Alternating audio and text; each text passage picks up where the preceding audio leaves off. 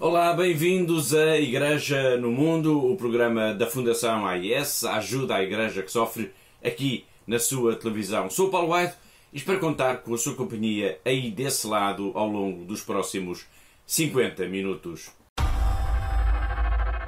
Acabou com tudo.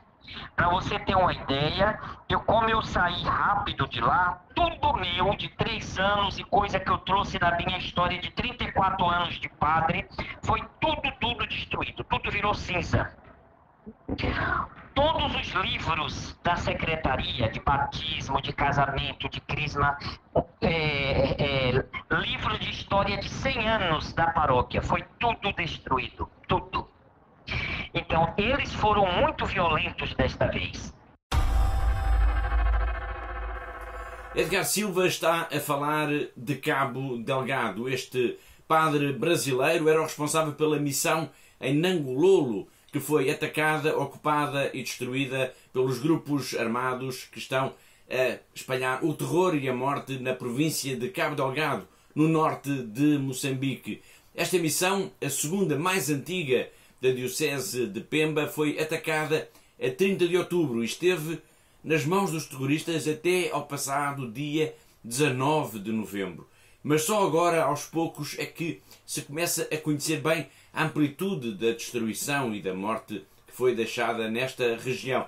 Os ataques em Cabo Delgado e a crise humanitária brutal que se está a viver nesta região de Moçambique vão ser o tema em destaque no programa de hoje, em que vamos contar uma vez mais com a presença via Skype da Catarina Martins de Betancourt, diretora da Fundação AIS em Portugal. Olá, Catarina. Olá, Paulo, e olá a todos os que nos seguem neste momento nas suas casas. Além das declarações do padre Edgar, vamos contar também com uma entrevista em exclusivo ao nosso programa do Bispo de Pemba, Dom Luís Fernando Lisboa. Mas vamos ter notícias, entrevistas e reportagens no nosso programa e não vai ser apenas sobre Moçambique. Claro, vamos falar, além da tragédia que está a assolar a região de Cabo Delgado, vamos falar da Arménia, do Paquistão, da China, da Síria e, claro, também da campanha de Natal da Fundação AIS, que está por estes dias já a mobilizar e muito os benfeitores da Fundação AIS em Portugal. Deixe ficar por aí na nossa companhia, na companhia da Fundação AIS. A primeira notícia do programa de hoje vai levar-nos até à Indonésia, pois na sexta-feira, dia 27 de novembro, houve um ataque terrorista na ilha de Sulawesi e pelo menos, Catarina, 4 cristãos foram assassinados e num registro de grande violência. Sim, Paulo, foi de facto um ato terrível e, segundo relatos publicados na imprensa local, um cristão terá sido decapitado, outro foi queimado vivo e os restantes foram degolados. Os terroristas que estarão ligados aos jihadistas do Daesh queimaram também uma igreja e várias casas. Depois desta notícia terrível sobre a Indonésia, tema que vamos continuar a acompanhar por aqui em próximas edições de Igreja no Mundo, vamos então para Moçambique. No arranque do nosso programa, escutamos o lamento, podemos dizer isso, o lamento do padre Edgar Silva, confrontado com a destruição brutal na segunda missão católica mais antiga da Diocese de Pemba, a missão de Nangololo. Esta missão esteve nas mãos dos terroristas desde o dia 30 de outubro até ao dia 19 de novembro. Mas foi só agora, ao fim de alguns dias, é que se começou a conhecer melhor a amplitude, a dimensão da destruição causada pelos terroristas. E essas primeiras pessoas que regressaram a este local, ao local da missão de Nangololo, o que viram, de facto, é desolador. Antes de escutarmos o padre Edgar, que relatou ao nosso programa toda esta destruição causada pelos grupos terroristas, que recordo, reivindicam pertencer ao Daesh, o autoproclamado Estado Islâmico, um grupo jihadista. Antes de ouvirmos o padre Edgar, vamos, Catarina, descrever um pouco então a história desta missão, fundada em 1900 1924. Exato, Paulo. Portanto, a missão de Nongololo, a segunda mais antiga da Diocese, foi fundada pelos padres monfortinos no ano de 1924 e tem 24 comunidades essencialmente rurais. Portanto, nesta região, que é conhecida como o Planalto do Povo Maconde, já passaram várias congregações religiosas, como, por exemplo, os Capuchinhos, as Irmãs Missionárias da Consolata, os padres e as irmãs da Diocese e, desde 2017, estão então os missionários saletinos. Durante todos estes anos, a Igreja tem acompanhado, de facto, as populações da região e tem desempenhado um papel absolutamente essencial na promoção destes moçambicanos que vivem nesta região de Nangololo.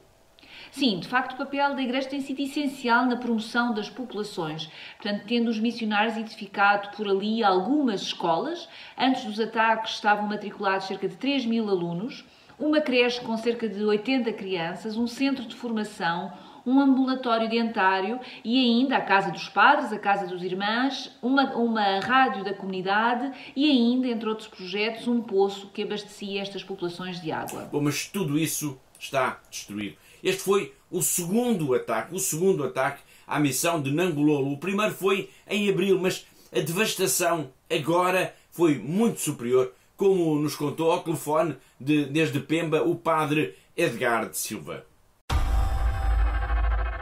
E um ataque, eu posso dizer assim, de uma proporção muito maior do que a de abril. Esse ataque agora, eu lhe digo assim, acabou com tudo.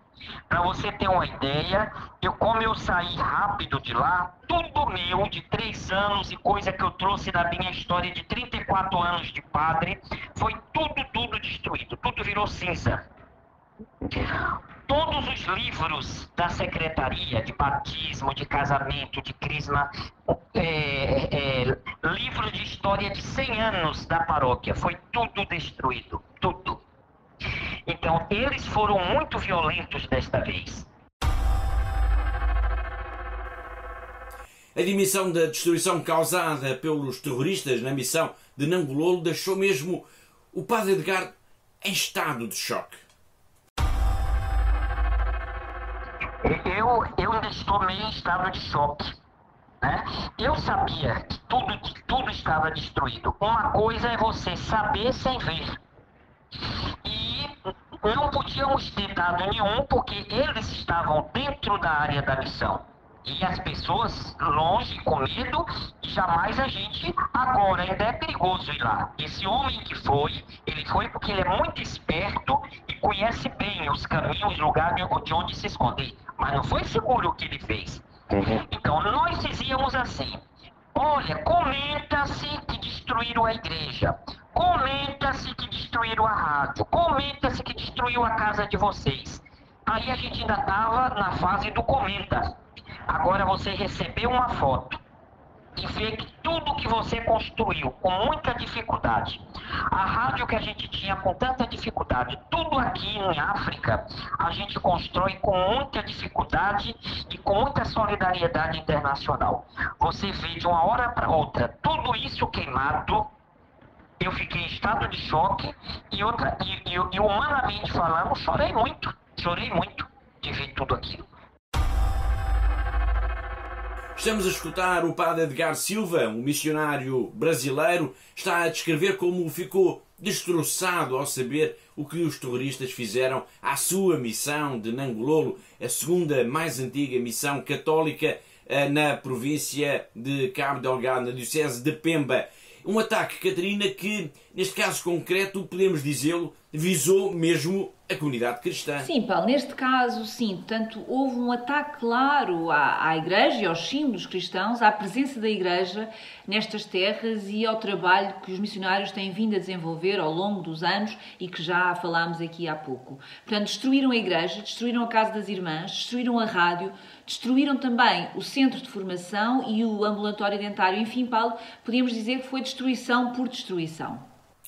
Destruição que, na opinião do padre Edgar, como vamos escutar já de seguida, é sinal de ofensa aos cristãos. Entra também esse fundamentalismo religioso que encontrou um solo fértil, entre aspas. Um solo fértil. Né? Então, as últimas reações só dá a parecer que realmente é fazer para destruir o símbolo cristão. Dá a entender isso?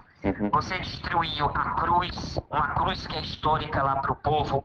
Você destruir o pequeno santuáriozinho com a imagem de Nossa Senhora de Fátima. Então, dá a parecer mesmo que estão fazendo isso como uma ofensa aos cristãos.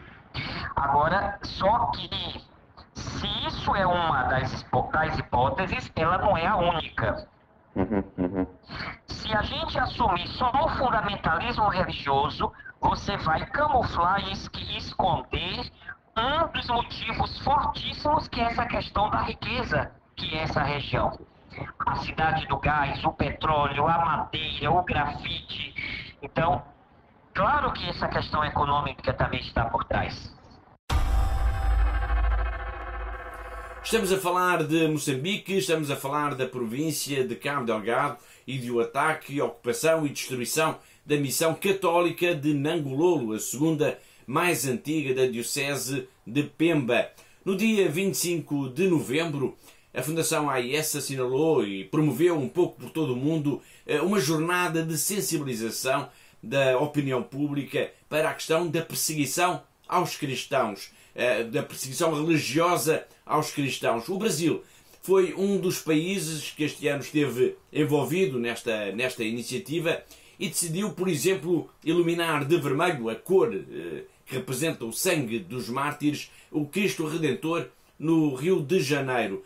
Moçambique esteve no centro, digamos, desta ação de promoção, da sensibilização da opinião pública dos nossos colegas no Brasil, porque eles também estão muito preocupados, claro, com o que se passa em Cabo Delgado, até porque nesta região de Cabo Delgado, escutámos agora o Padre Edgar Silva e vamos já escutar o Bispo de Pemba, há muitos missionários oriundos precisamente do Brasil. Bom, vamos já escutar então os nossos colegas, a entrevista que foi concedida aos nossos colegas da Fundação AIS do Brasil, do Bispo de Pemba, Dom Luís Fernando Lisboa. Mas antes disso, Catarina, vamos comentar um pouco esta entrevista. Podemos dizer que, uma vez mais, Dom Luís Fernando Lisboa lança um apelo à paz. Sim, Paulo, podemos dizer que essa é a tónica principal das declarações do Bispo de Pemba à Fundação AIS. Portanto, é mais um apelo ao fim da guerra em Cabo Delgado e Dom Luís Fernando Lisboa volta a sublinhar a situação catastrófica em que se encontra esta região norte de Moçambique, alvo de sistemáticos ataques de grupos terroristas que já causaram mais de 2.000 mortos e mais de 500.000 deslocados. Bom, o Bispo descreve mesmo a amplitude, digamos assim, da destruição causada pelos terroristas nesta entrevista à Fundação AIS. Sim, Dom Luís lembra que esta guerra já dura há 3 anos e que começou com um ataque a um posto policial e foi sempre em crescendo até ganhar as proporções gigantescas que tem atualmente. Portanto, o Bispo lembra que depois do posto de polícia seguiu-se o ataque a aldeias, algumas já distantes, depois aldeias pequenas, depois aldeias maiores, até terem chegado ao centro das cidades. Em 3 anos, diz-nos o Bispo, 4 cidades já ficaram praticamente sem população, pois as pessoas têm medo e estão em fuga por causa da violência bárbara dos terroristas. A entrevista do Bispo de Pemba vai acompanhar-nos por aqui ao longo dos próximos programas, mas gostaria que os nossos telespectadores escutassem 3 partes, 3 momentos que eu considero talvez mais relevantes desta entrevista de Dom Luís Fernando Lisboa à Fundação AIS. E o primeiro momento é o que refere, Catarina, que esta não é uma guerra contra os cristãos, porque também há vítimas entre a comunidade muçulmana. Exato, Paulo. Portanto, apesar da destruição causada na missão de Nangololo, que Dom Luís também comentou na entrevista, o Bispo reafirma que não podemos falar de uma guerra contra os cristãos e dá, tal como o Paulo acabou de dizer, exemplos de ataques que vitimaram tanto comunidades cristãs como comunidades muçulmanas. Os ataques destes grupos terroristas que reivindicam, como já disse, pertencer ao Daesh, os jihadistas do autoproclamado Estado Islâmico, são, acima de tudo, uma ameaça à paz. Vamos escutar então Dom Luís Fernando Lisboa, o Bispo de Pemba, numa entrevista exclusiva à Fundação AIS. Não, os cristãos não são o principal alvo dos terroristas. já foram queimadas muitas igrejas cristãs, igrejas importantes como essa que eu citei, a Missão de Nangololo. A igreja histórica de Mocimboa da Praia foi toda queimada e muitas capelas rurais, mas também foram queimadas mesquitas, assim como foram mortos catequistas, animadores de comunidades, assim como foram presas 2 religiosas, também foi morto um xer muçulmano e outras lideranças. Então não é uma guerra contra os cristãos. Entre os líderes religiosos aqui em Cabo Delgado, em Moçambique, nós temos um bom relacionamento, nunca houve problema entre nós. Os próprios muçulmanos distanciam-se dessa guerra e não aceitam que tentem atribuir uma guerra com motivos religiosos, porque eles dizem que estão usando a capa da religião para esconder outros interesses que são, sobretudo, os interesses econômicos. O Bispo de Pemba sublinha que as populações de Cabo Delgado apenas querem paz e que a guerra só representa mesmo destruição. Sim, a luta pela paz e a defesa das comunidades locais é de facto uma tónica constante no discurso do Bispo de Pemba. Portanto, nesta entrevista concedida à Fundação AIS, o Bispo volta a sublinhar que a Igreja trabalha na construção da paz e que na guerra, tal como o Paulo disse, todos ficam a perder. Vamos então escutar a segunda passagem que eu gostaria de destacar nesta entrevista do Bispo de Pemba, Dom Luís Fernando Lisboa, aos nossos colegas brasileiros da Fundação AIS. Nós queremos que as pessoas vivam em paz. Isso não é pedir demais. Isso está consagrado em todas as constituições de todos os países, na Declaração Universal dos Direitos Humanos e na própria Bíblia, não é? No Alcorão. No fundo é isso que nós religiosos pedimos. Nós pedimos que haja paz. Será que é muito pedir paz? É esse o trabalho da igreja. Enquanto rezamos, também nós trabalhamos, nós vamos ao encontro das pessoas, nós somos ativistas para que a paz venha. A paz não vai cair do céu, a paz é uma construção e é importante envolver as pessoas, envolver não só o povo de Moçambique, mas a comunidade internacional, porque por trás de toda guerra há responsáveis. Numa guerra ou em qualquer guerra não há vencedores, todos perdemos, mas há pessoas que lucram, pensam que vencem, lucram, mas também são perdedores. Na terceira mensagem que quero destacar desta entrevista de Dom Luís Fernando Lisboa, o Bispo de Pemba agradece toda a ajuda, toda a solidariedade dos benfeitores da Fundação AIS à sua diocese.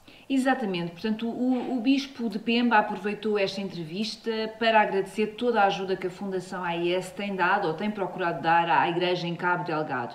Portanto, enviando uma palavra de gratidão para todos os benfeitores, lembrando que esta ajuda ou esta parceria, se quisermos dizer desta forma, é já antiga e começou mesmo muito antes destes ataques terroristas. Sim, de facto a Fundação AIS está a promover também em Portugal e em vários outros países campanhas de ajuda de emergência para Moçambique, à Diocese de Pemba, que já existia mesmo essas campanhas de ajuda antes de 2017, quando tiveram início estes ataques terroristas. E Dom Luís Fernando Lisboa sublinha também este facto. Ele fala, atenção, ele fala em ACN, mas refere-se, claro, à AIS. A ACN digamos, são as iniciais do nome inglês da Fundação AIS, Aid to Church in Need. Vamos escutar então Dom Luís Fernando Lisboa.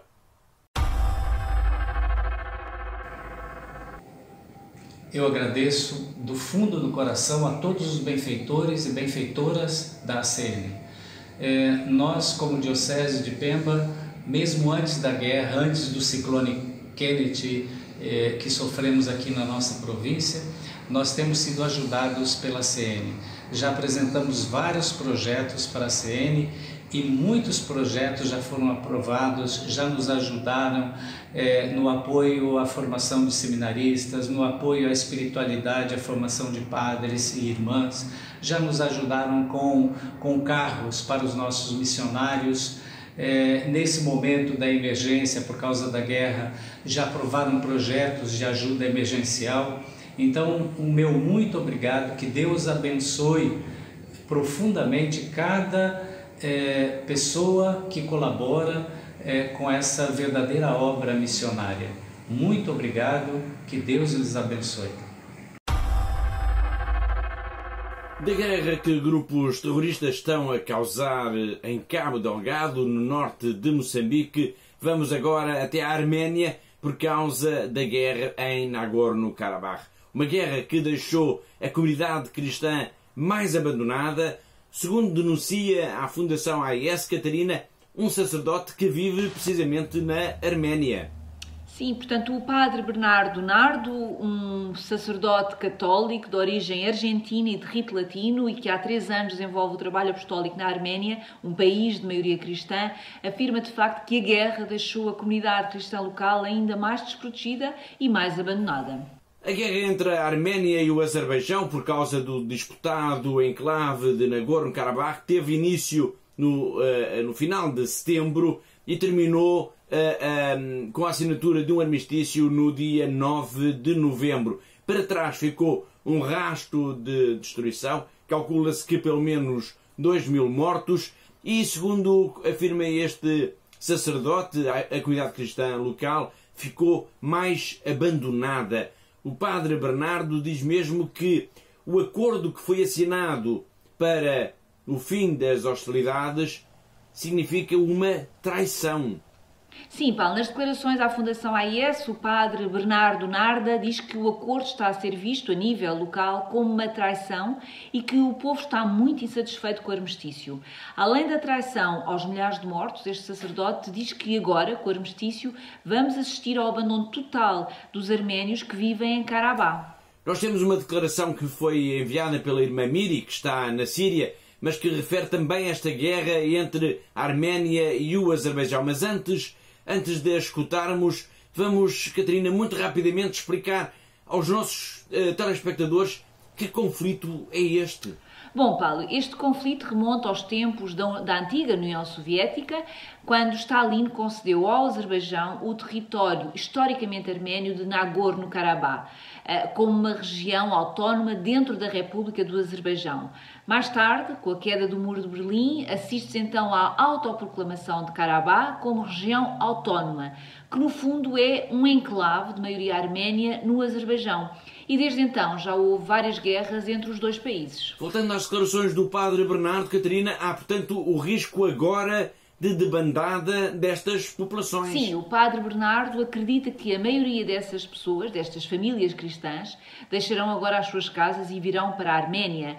Ele diz mesmo, Paulo, que o próprio património cultural cristão existente nesta região poderá estar em risco e que as igrejas poderão ser destruídas ou transformadas em mesquitas. Bom, a irmã Maria Lúcia Ferreira, a religiosa portuguesa que vive no Mosteiro de São Tiago Mutilado, na vila de Cara, na Síria, perto do Líbano, e que é mais conhecida entre nós como a irmã Miri, tem acompanhado também esta situação e lembra um pouco, aliás, no seguimento das palavras do padre Bernardo, um apelo, entretanto, da irmã Arosiag Sajonian, que é a superiora geral da Congregação da Imaculada Conceição da Arménia e do Líbano, que está também muito preocupada com o futuro da presença cristã nesta região. Também de anotar o apelo da Superiora-Geral das Irmãs Arménio-Católicas da Congregação da Imaculada Conceição na Arménia, no Líbano, que dirigiu um grito de angústia a dizer que os países internacionais exerçam a sua influência para acabar com este conflito, para que depois não se venha a dizer que os arménios foram exterminados e nós não sabíamos. Ela lançou um grande grito e um apelo para a ajuda e também lançamos todos o apelo para a oração para que este conflito venha a ter um fim e que os cristãos arménios possam ainda ficar na sua terra, habituados que eles estão a defendê-la e a morrer por ela, que desta vez a compreensão internacional possa ver realmente a sua ajuda para que não se repita de novo o genocídio como na altura da Primeira Guerra Mundial e antes dela. Agora vamos até ao Paquistão, pois Mara Shahbaz, a menina cristã de 14 anos que fugiu do raptor, história, aliás, que temos vindo a acompanhar por aqui em Igreja no Mundo. Esta jovem denuncia, Catarina, agora que está a receber ameaças de morte. Sim, Mayra Shahbaz e a sua família estão de facto a receber mensagens, ameaças de morte e segundo a jovem, o que a jovem denuncia numa mensagem enviada, uma mensagem vídeo enviada para a Fundação AIS. Esta jovem cristã, atualmente a viver em parte incerta, depois de ter conseguido escapar do muçulmano que a raptou em abril, junto da sua casa nos arredores de Faisalabad, descreve também o que é que lhe aconteceu. Sim, no vídeo, Mayra Shahbaz descreve não só as constantes ameaças de morte a que está sujeita como a sua família, mas também a forma como o sequestrador a torturou, violentando-a e forçando-a a casar e a converter-se ao Islão. Bom, este caso teve um volte-face dramático a 18 de agosto, quando a jovem conseguiu escapar. Conseguiu fugir e conseguiu apresentar a queixa contra o seu sequestrador, Mohamed Nakash Tariq, numa esquadra da polícia. Portanto, nessa declaração, a jovem afirmou ter sido raptada à força com uma arma apontada contra si quando estava muito próximo da sua casa. O vídeo, agora recebido pela Fundação AIS, pela delegação da Fundação AIS no Reino Unido, vem demonstrar que esta jovem rapariga cristã continua, tal como a sua família, com a vida ameaçada. Isto é, claro, um exemplo cruel da perseguição aos cristãos, neste caso no Paquistão. Uma rapariga de 14 anos é sequestrada e tem de fugir e viver escondida, com medo ainda do que lhe possam vir a fazer a si e à sua família.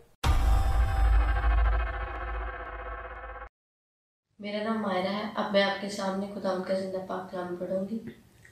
ज़बूर 82 उसकी 3री और 4थी आयत।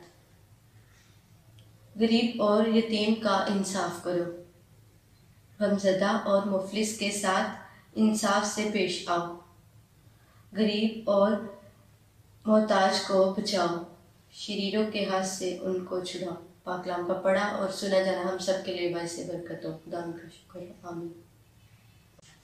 मेरा नाम मायरा है। 6 माह पहले मुझे गवाह किया गया था। ज़बरदस्ती मेरे साथ निकाह करवाया गया, ज़बरदस्ती इस्लाम कबूल करवाया गया, ज़बरदस्ती मुझे ब्लैकमेल किया गया, मुझे टॉर्चर किया गया और मेरे पे ज़बरदस्ती तशद्दुद किया उन्होंने। मुझे धमकियाँ दी जा रही थी, मुझे कमरे में बंद किया गया और मुझे धमकियाँ इस चीज़ की दी गई थी कि अगर तुमने हमारे हक़ में बयान ना दिए तो हम तुम्हारी फैमिली को कत्ल कर देंगे। मैं शुक्रगुजार हूँ बिशप इफ्तिखार रियाज की, उनके चर्च की, जिन्होंने मेरी बाज़ियाबी के लिए दुआ भी की और मुझे बाज़ियाब भी करवाया। मैं शुक्रगुजार हूँ इंटरनेशनल चर्च की और क्रिश्चियन कम्युनिटी की कि जिन्होंने मेरी बाज़ियाबी के लिए दुआ की। पाकिस्तान में मुझे और मेरी फैमिली को बहुत ज़्यादा ख़तरा है और मुझे और मेरी फैमिली को बहुत ज़्यादा धमकियाँ लगाई जा रही हैं और मेरी फैमिली और मैं बहुत ज़्यादा खौफज़दा हूँ। अब मैं दुआ करूँगी फरा शहीन, हुमायूनस और आरज़ू राजा के लिए जो इस वक्त मुश्किल से गुजर रही हैं। कुदूस कुदूस जिंदा लश्करों के खुदा बरवर के खालिक और मालिक तेरा शुक्र ते तारीफ़ ते तमजीद करते हैं। तुझे था, तुझे है, तुझे आने वाला है, तू भला है, तेरी शफ़क़त अबदी है, तेरा प्यार निराला है, तेरी वफ़ादारी पुश्तार पुशती है। पेरा खुदावंदा दुआ मांगते तेरी क्रिश्चियन कम्युनिटी के लिए। पेरा खुदावंदा अपना दाहिना हाथ बढ़ाए रखना, तेरी कलीसिया जहाँ जहाँ भी है पेरा खुदावंदा ने छूना, बड़ी बरकत देना। पेरा खुदावंदा दुआ मांगते क्रिश्चियन कम्युनिटी की बच्चियों के लिए। पेरा खुदावंदा अपना दाहिना हाथ बढ़ा के उन्हें सेव करना है। पेरा खुदावंदा अपने परों में छुपाना, अपना दाहिना हाथ बढ़ाना। पेरा खुदावंदा दुआ मांगती हुमायूनस के लिए, आरज़ू राजा के लिए, फरा शाहीन के लिए कि इस वक्त जो भी मुश्किल में मुब्तला है पेरा खुदावंदा अपने दाहिने हाथ को बढ़ा के शैतान के बंधन को तोड़ के पेरा खुदावंदा ने आज़ाद कर। तू हर एक काम करने की कुदरत रखता है पेरा खुदावंदा। दुआ मांगते बिशप इफ्तिखार, उनकी टीम के लिए, उनके चर्च के लिए, उनकी फैमिली के लिए कि खुदा उन्हें बड़ी बरकत दे, हर बरकत से नवाज़े पेरा खुदावंदा। मैं पैरे खुदावंदा इन तीनों बेटियों की फैमिली के लिए दुआ मांगती पैरे खुदावंदा इन्हें हौसला तसल्ली देना पैरे खुदावंदा इन्हें बड़ी बरकत देना मांगती तेरे मीठे रब्बी चले नाम से। Vamos agora ao encontro do nosso correspondente em Macau. Hoje o jornalista José Miguel Encarnação vai falar-nos da reação de Pequim das autoridades chinesas aos comentários do Papa Francisco num livro agora publicado à perseguição aos muçulmanos uigures, uma minoria religiosa existente na China e que, de acordo com algumas organizações de defesa dos direitos humanos, estes muçulmanos uigures estão a ser vítimas de perseguição das autoridades chinesas. Haverá, diz-se, mais de 1 milhão de uigures em campos de concentração na China. Mas Pequim, claro, diz que são apenas campos de formação profissional. O Papa Francisco revelou há dias o seu novo livro intitulado Vamos Sonhar Juntos, cuja autoria partilha com o seu biógrafo Austin Everett. Trata-se de uma tese, por assim dizer, sobre a postura que a humanidade deverá adotar após a pandemia do Covid-19. O Papa aborda questões como as guerras, tráfico de armas, migrações, refugiados, pobreza, fome ou as alterações climáticas. Não deixando, porém, também de criticar a economia que apenas busca o lucro e de refletir sobre o rendimento mínimo universal, o contributo das mulheres na definição da sociedade pós-pandemia e as perseguições religiosas. E é aqui que o Santo Padre toca em 3 feridas. As perseguições aos povos Yazidi, Rohingya e Uigur. Se em relação aos Yazidi e aos Rohingya, os governos do Iraque e do Myanmar, na Birmânia, respectivamente, parece não se terem pronunciado, já o Governo Central da República Popular da China fez saber pelo porta-voz do Ministério dos Negócios Estrangeiros que as declarações do Papa Francisco sobre a comunidade uigur não têm fundamento. Segundo o porta-voz, neste momento a província de Xinjiang, onde reside a minoria uigur, está a viver o seu momento mais próspero na história, sendo a sua sociedade próspera e estável.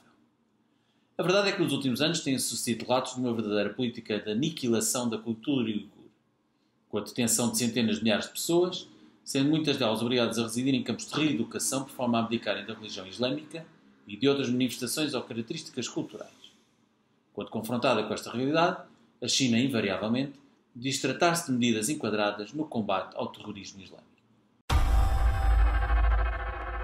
Foi José Miguel Encarnação, o nosso correspondente em Macau, na China, e assim chegamos ao fim da primeira parte do nosso programa. Na segunda parte vamos falar, por exemplo, da campanha de Natal da Fundação AIS para que os cristãos possam continuar a viver no Médio Oriente. Deixe ficar por aí porque temos estas e muitas outras histórias para lhe contar na segunda parte. Até já!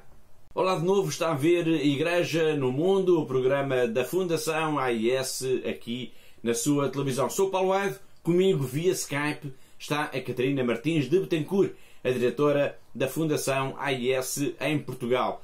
A Fundação AIS lançou a nível internacional, no dia 25 de novembro, um relatório de denúncia da perseguição aos cristãos no mundo. Este ano, a Fundação AIS decidiu chamar a atenção da opinião pública para um aspecto concreto dessa perseguição: a prisão injusta em tantos países de homens e mulheres e crianças apenas por serem cristãos. Apenas por isso.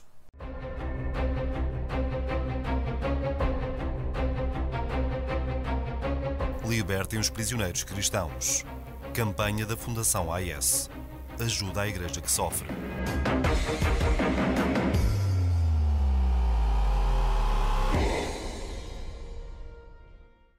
Com esta iniciativa, Catarina, a Fundação AIS reafirma a importância de não podermos esquecer estes cristãos, estes presos de consciência. Claro, Paulo, já na semana passada eu disse e reafirmo, portanto, esquecer estes cristãos seria como uma segunda condenação. É preciso ajudar a libertá-los e isso significa denunciar estas prisões injustas e arbitrárias, denunciar o facto de tantas vezes estes cristãos estarem detidos à responsabilidade de governos ou por causa da ineficácia das autoridades em defenderem os seus cidadãos vítimas do fanatismo religioso de grupos radicais. E há também, infelizmente, os que estão presos às mãos dos grupos terroristas. Não é fácil saber quantas pessoas, quantos cristãos estão privados da sua liberdade injustamente por causa da sua fé. Mas, Catarina, é possível avançar, digamos assim, com uma estimativa? Sim, Paulo, calcula-se que nos 50 países onde a perseguição religiosa é mais aguda, haverá cerca de 300 cristãos presos injustamente todos os meses. O jornal Christianity Today, que fez um trabalho sobre este tema, afirma que há 1052 cristãos que foram raptados durante 2019. Mas importa aqui dizer também aos nossos telespectadores que este número deverá ser muito conservador. Na verdade, e infelizmente, a esmagadora maioria destes casos permanece desconhecido. São crimes que nunca serão notícia, Paulo. Na semana passada lembrámos aqui um caso que representa todos, de alguma forma, todas as situações de prisão injusta de cristãos no mundo. Foi o caso da irmã Glória Narvaez Argotti, uma religiosa franciscana colombiana raptada em fevereiro de 2017 por um grupo terrorista que atua no Mali. Ela continua em cativeiro. Bom, ela é, portanto, um símbolo, de alguma forma, deste pesadelo em que se encontram centenas e centenas de cristãos neste preciso momento. Hoje proponho outro caso, o de Lea Sharibu. É uma jovem estudante cristã que tinha apenas 15 anos de idade, Catarina, quando ela foi sequestrada pelos terroristas do Boko Haram na Nigéria. Sim, é verdade, e esta é uma história perturbante. Portanto, estamos a falar de uma jovem, de uma adolescente, Lea Sharibu, tinha 15 anos, a idade de uma das minhas filhas, quando foi sequestrada juntamente com outras 100 alunas, com outras 100 colegas da sua escola em Dapchi, na Nigéria. Lea era a única cristã entre as estudantes e foi a única a não ser libertada posteriormente porque se recusou a renunciar à sua fé em troca da liberdade. Esta é uma história de resistência e de coragem verdadeiramente admiráveis. Sem dúvida, Paulo. Portanto, em 14 de maio deste ano, Lea Sharibu completou 17 anos. Relatos publicados na imprensa local em janeiro deste ano indicam que, entretanto, terá sido forçada a casar com um comandante do Boko Haram.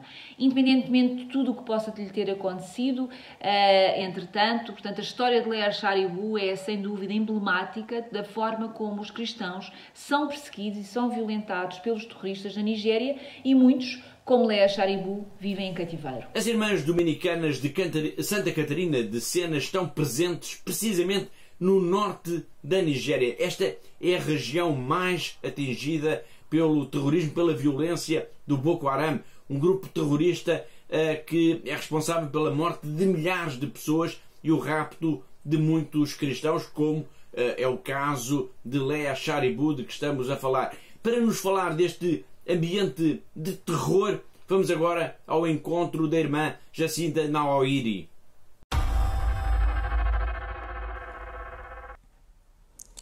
I am Sister Jacinta Naoiri, Dominican sister of St. Catherine of Siena. My congregation is based in northern Nigeria. As you must have heard on the news, there have been a lot of terrorist attacks on life and property, particularly in the northern Nigeria, the far north and the north central. We've heard about the herdsmen attack on villages. A lot of villages have been wiped off in the herdsmen attack, and people have been killed. You heard the story of the two priests and their parishioners who were killed while they were having mass. You have a lot of kidnapping. They kidnap people, take them to the bush.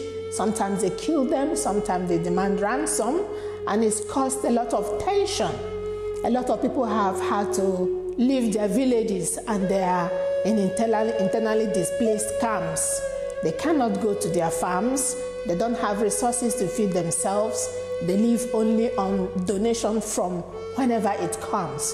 So it's a huge problem, and thousands of people are living in IDP camps, which is not good. And it's also a lot of tension.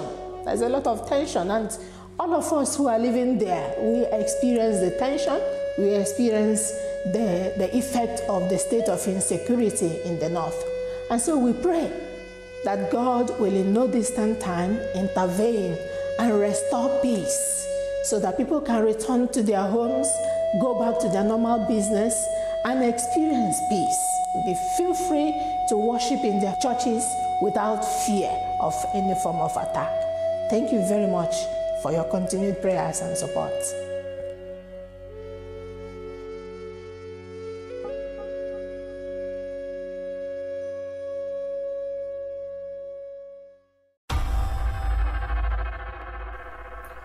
Estamos a caminhar para o Natal. Os tempos são duros.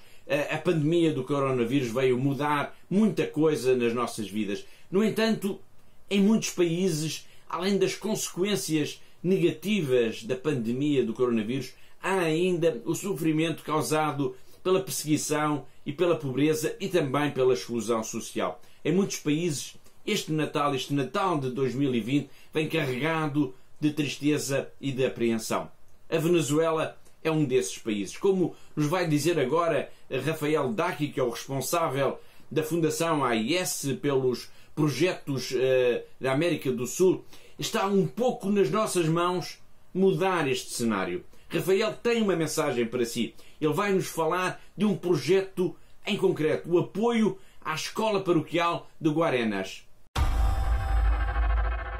Você já pensou como os nossos irmãos cristãos na Venezuela vão passar o Natal este ano em meio a esta crise da pandemia do Covid-19? Diante da situação desastrosa e precária na qual vive a Venezuela hoje, há muitas famílias que não podem cobrir as suas necessidades básicas de alimentação. A pandemia foi somente a gota d'água, encarecendo os alimentos e acentuando o drama em muitos domicílios. Concretamente, um de nossos projetos é apoiar a Escola Paroquial da Catedral de Nossa Senhora de Copacabana, em Guarenas. Eles nos pedem que ajudemos a atenuar o drama dos seus 1.107 alunos, mobiliando o refeitório escolar para que todas as crianças do pré-escolar ao ensino fundamental possam receber uma refeição quente por dia de segunda a sexta-feira. Eu quero contar com a sua ajuda, que é fundamental para evitar a deserção escolar e levar esperança para todas essas famílias. Conto com você, esse é um projeto que eu garanto. Feliz Natal!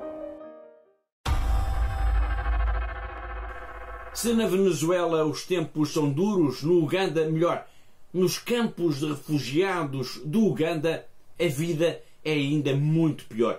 Vamos agora ao encontro de um jovem, John Gazi. Ele nasceu no Sudão do Sul, mas a vida, Catarina, trocou-lhe as voltas. Completamente, Paulo. De facto, John vivia no Sudão do Sul, mas o país mergulhou numa guerra e num dia, num espaço de poucos minutos, John perdeu o pai, perdeu a mãe e perdeu os irmãos. Foram todos assassinados. Portanto, em minutos, este jovem ficou sozinho no mundo. John teve de fugir. Passou a fronteira do Sudão do Sul para o Uganda e hoje é um dos milhares de refugiados do Sudão do Sul neste país. A sua história merece mesmo ser contada. Sem dúvida, e é também uma história muito inspiradora, Paulo. Portanto, depois de tudo o que lhe aconteceu, depois do assassinato dos pais e dos irmãos, John não fala nem em ódio, nem em vingança. Ele fala, sim, em perdão. E John tornou-se um catequista, com a ajuda da Fundação AIS, e hoje, num dos campos de refugiados no Uganda, ele é de facto um sinal de esperança de um mundo melhor. A ajuda da Fundação AIS a este catequista, que a Catarina acabou de referir, significa que é possível, de alguma forma, também aos nossos telespectadores colaborarem com este projeto em concreto? Claro, Paulo, deixo aqui este desafio a quem nos está a ver neste momento. Portanto, neste Natal, apoio o catequista John Gazi a prosseguir com a sua missão junto aos refugiados do Sudão do Sul que vivem neste momento no Uganda. Será seguramente uma grande prenda de Natal para o John. Ele perdeu os pais, ele perdeu os irmãos, mas ganhou a nossa amizade e a nossa admiração. Uma prenda de Natal para John Gazi. Muito bem, excelente ideia. Vamos ver então o próprio John Gazi a contar a sua história.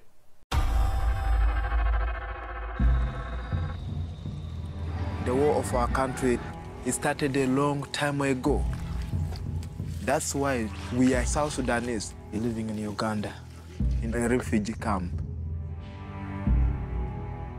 Very many people have been killed. I lost my father. I lost my sister.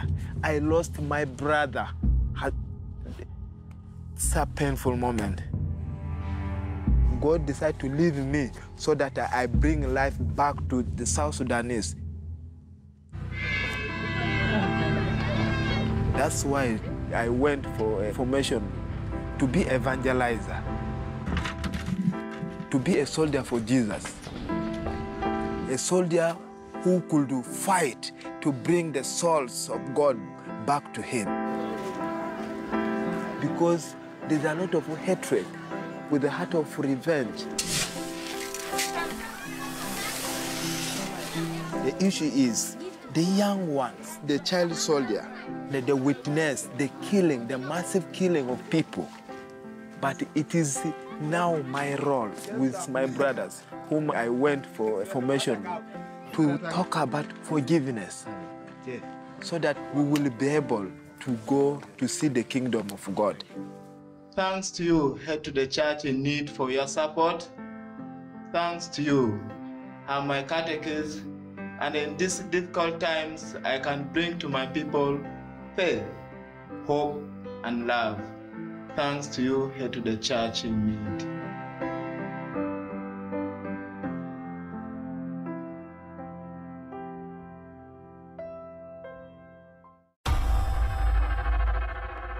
Agora vamos falar do Líbano. A crise económica neste país é muito séria e agravou-se com a explosão. Já falámos disso recorrentemente, mas é muito importante não esquecermos o sofrimento do povo cristão do Líbano. Dizia, a situação era muito grave, mas agravou-se com a explosão que ocorreu no porto de Beirute no dia 4 de agosto. Bom, Paulo, a situação no Líbano já era profundamente grave e ficou tudo muito pior desde então a destruição de inúmeras casas em 2 bairros, o que afetou cerca de 300 mil pessoas. Estamos a falar do Líbano, pois temos um pedido de ajuda que nos chegou das Irmãs do Rosário. A explosão de que falámos no porto de Beirute aconteceu muito perto, cerca de 500 metros, do Hospital Convento destas religiosas, e agora elas precisam de reconstruir áreas inteiras do hospital que ficaram destruídas. É, Catarina, podemos dizê-lo, uma situação muito complicada. Muito mesmo, Paulo. Portanto, até porque o hospital, gerido por estas irmãs, cuidava, acima de tudo, de pessoas mais pobres, em maiores dificuldades.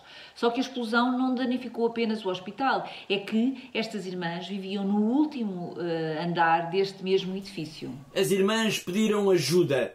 E a Fundação AES já avançou com este trabalho? Claro, este é de facto um dos projetos prioritários da Fundação AES para a cidade de Beirute, em consequência desta explosão de agosto passado. Portanto, agora, com a nossa ajuda, vai ser reconstruído não só o hospital, mas também o convento que se situava então no último piso deste edifício. Bom, e para ajudar a Fundação AES nesta missão em concreto, o que é preciso? Como sempre, Paulo, como digo aqui nos nossos programas, basta entrar em contato connosco, falar com os meus colegas que irão atender a chamada e dizer que querem ajudar a Igreja no Líbano. Podem fazê-lo através do nosso telefone ou podem então também visitar a nossa página de internet, onde têm toda a informação necessária para poder ajudar este projeto. No Líbano, já sabem, já todos conhecem a generosidade dos portugueses, portanto, eles pedem-nos ajuda, mas também as nossas orações. E por isso, deixo aqui este apelo não só de ajuda, mas também das orações por todo este povo que está a passar por tantas dificuldades.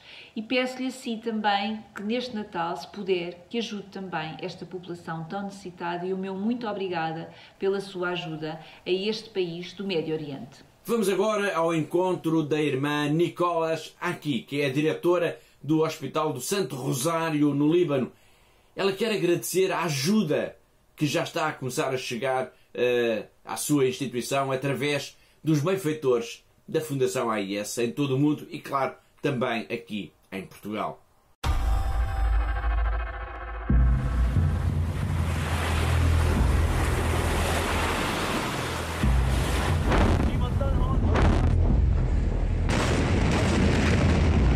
This explosion was so near. All this area was rocked. And our hospital too.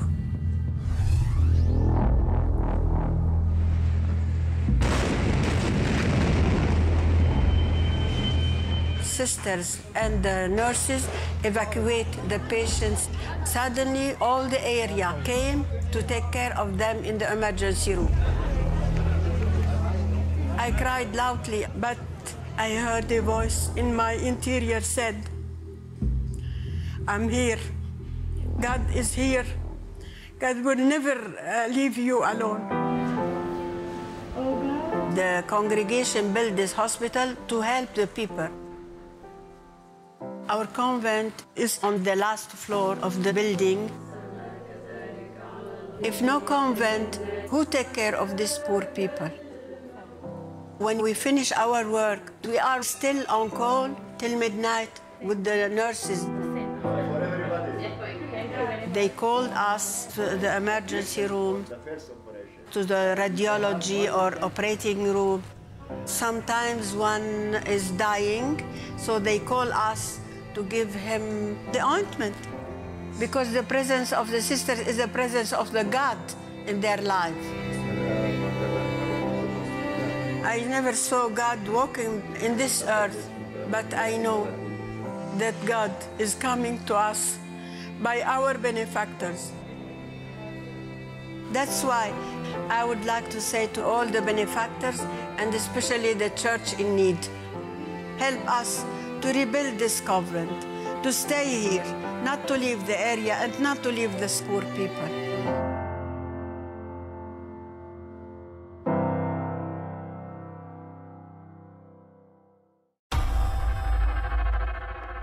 E com este pedido de ajuda da irmã Nicolás para o seu hospital no Líbano, para voltar a acolher todas as pessoas mais necessitadas que vivem essencialmente em Beirute, chegamos ao fim do nosso tempo, chegamos ao fim do programa de hoje. Despeço-me de si e quero agradecer também a colaboração uma vez mais da Catarina Martins de Betancourt, a diretora da Fundação AIS em Portugal, e todas as pessoas que estiveram envolvidas na produção deste programa. E quando assim já sabe, espero por si aí desse lado na próxima semana. Até lá, se Deus quiser.